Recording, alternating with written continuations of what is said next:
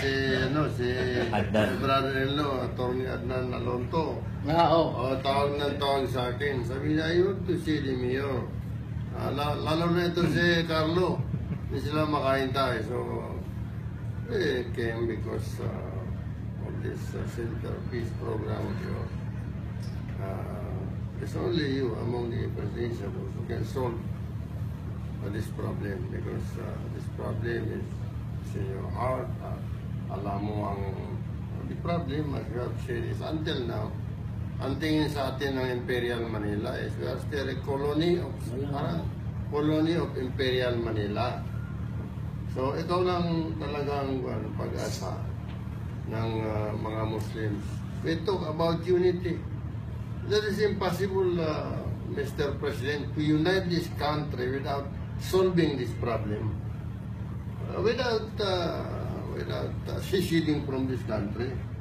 We still maintain that we should remain as part of this country. Pero that identity should be recognized. It should remain. Yun lang naman injustice to our political injustice to our to the Bangsamoro identity. That's one. This is even what Archbishop Davido said. Injustice to our political sovereignty. Yung mga sultan nagpapadala ng ambassadors abroad. We lost all this power and injustice to our integral development. So, injustice lang. I know you can solve that and pinakamalapit dyan, tama ka, Mayor, yung concept ng federalism. So,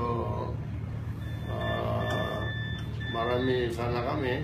Ang karamihan dito sa kasama ko, under the influence of Jun Macarambon.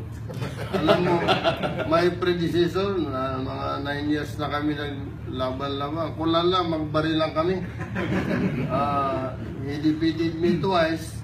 I defeated him thrice. I defeated him twice. Sabi ko, wala na akong pag-asa maging tatlo.